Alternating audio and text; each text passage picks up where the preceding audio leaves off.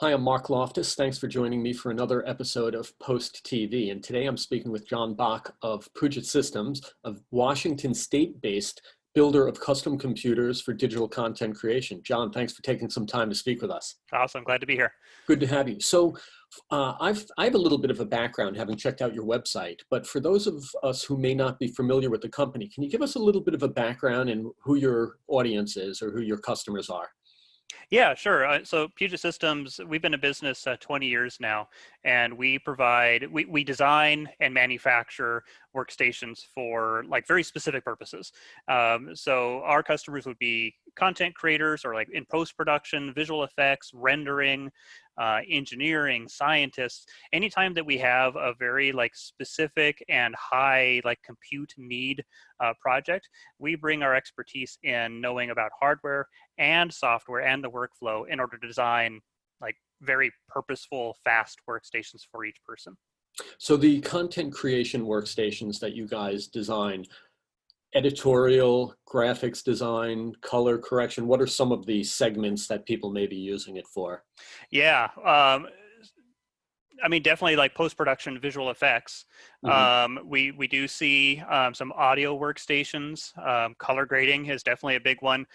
We tend to approach it more on like the software package of the workflow. So we see a lot of Adobe Suite, Hmm. Premiere, After Effects, DaVinci Resolve. It's been awesome to see how much steam that's picked up in It's recent years. amazing what they just keep adding features to it, color grading, editing, sound. Yeah. Absolutely. And it's all changing so quickly as more adopts like GPU acceleration, or as, now we have, what is it, like 36 core processors, a ridiculous number of cores on processors. The answer is always changing. When you ask the question, what is the best hardware for my work? Hmm. Even when we give you an answer today, 6 months from now, it so much has changed. And Yeah. so, it gives us really endless work to do to be able to stay on top of those things and provide like timely recommendations.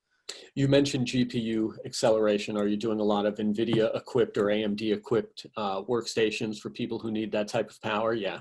Yeah, both. And we work with both those companies. We work directly with Intel, with AMD, with NVIDIA, with a number of other ODMs to not only, make sure that we have all of the most current knowledge and experience with the platforms that they're putting out, but also to feed feedback back into them that we gather from all of the end users that we support in order to help steer them towards even better features down the road.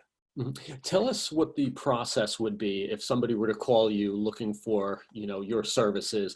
They would say, "Hey, this is the type of work I'm doing." They would mention the software that they'd probably be working around, and Mhm. then you would configure something based on those type of needs. Yeah, and there's a couple of more in the weeds type of things that we need to know. If there's any like budget constraints or budget targets, that gives us our guardrails to work within.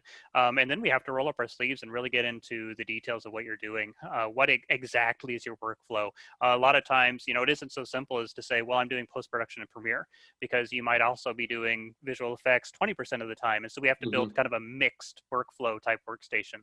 But yeah, we need to know, what codecs are you using? Are you using proxied workflows, or are you not? What are your biggest pain points you have today? Asking those types of questions really helps us get into, what you particularly value, what would make for a better experience for you. Hmm. Our goal is to get you a workstation that you can even forget is there. Because Yeah. when somebody is in their element and they're in their creative process, that's the last time you want to see the little like buffering circle. You want to be able to, you want your workstation to keep up with your process.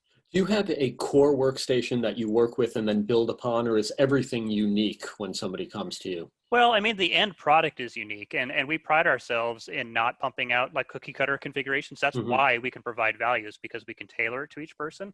But you're right, the foundations, like the core of the system, is often the same kind of platform that we build on top of. And so we forge relationships with like chassis manufacturers and motherboard manufacturers and power supply manufacturers to put together that like core offering. And then at that like 11th hour, when we're having that conversation with you, that's when we decide exactly how much memory to put in, what disks, what processor, that finishing out of the configuration. That's the part where we're super flexible. And then we kind of build that core experience on that foundation. PC and Mac, PC specific? Do you guys? Do both or what? We do PC. You do? We have to be very. In fact, we have a number of Macs right here in the building. We have to. A lot of Apple users have been moving over to the PC side, and so even though that's not a product we can resell and tailor the same way Hmm. that we can do on the PC side, we still have to understand it, and we still have to be able to answer the questions. Would I be in a better spot if I were to move to PC? We have to have an educated answer for that. Mhm. Have you had any inquiries for remote desktop or remote workflows these days? Obviously, the considerations of what's going on with the pandemic, it had been heading that way to begin with, but even more Mhm. so now. Are you finding any of that? Yes. The challenge always, and especially with like content creation, is that the size of the data. Oftentimes, you need to have your compute where your data is, because it's not trivial to put all of that into two different areas. Yeah, absolutely. In fact, Frame.io, I'm speaking with later this afternoon. Hmm. Great, example of ways that the cloud can, not necessarily like take over the need for local workstation, but to help facilitate coordination when people aren't in the same room like they were a few months ago. Right. Yeah. Remote collaboration and getting all these people in different locations able to communicate and share content. Hmm. Hmm. Yeah. And the move to cloud, that's always going to be a topic of discussion. We have not seen a big shift in that direction, but in the same way that we have Macs in the building, we have people working on the cloud as well, because in order to really understand the user's work, we have to understand that piece of it too. I was going to ask you a little bit about trends going forward. The cloud, maybe we'll see more of. You were thinking maybe the processors also, AMD or Intel. Is that a trend you Yeah. see leaning one way or another? Well, it's an exciting time to be in the industry. It's a chaotic time to be in the industry, because for so long, Intel just had such a dominant foothold on everything compute, Hmm. and AMD came in just a little over a year and came in with some really competitive offerings, really compelling offerings. And in that kind of situation, everyone wins, because now Hmm. there's good competition, and we're seeing more innovation and more like pushing the performance envelope in the last year than we've seen in a long time. Now, with that innovation comes a fair bit of chaos as well, Hmm. because Hmm. all the companies, AMD and Intel, are well, I don't want to say like tripping over each other, but they're pushing themselves much harder than they had in the past, and that oftentimes leads to a less developed and polished end product. So a company like us needs to come in and make sure that it isn't always about selling only the fastest product. It has to be the product that will do the job. It'll be stable, um, and it has to be able to get the work done reliably, just as much as it does quickly. Gotcha. If anybody wanted to learn more of Puget Systems, can you direct them to your website? Yeah, it's PugetSystems.com, Puget, for those of you that don't know the Puget Sound area.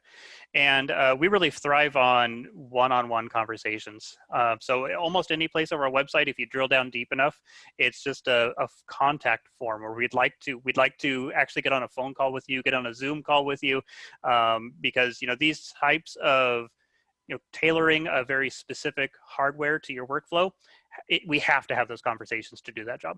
Yeah, absolutely. Understood. Great. Well, I want to thank you, John, for taking some time to speak with us, sharing some news with our audience that may not have been familiar with the company, and directing them to the site to find out more information. Of course, my pleasure.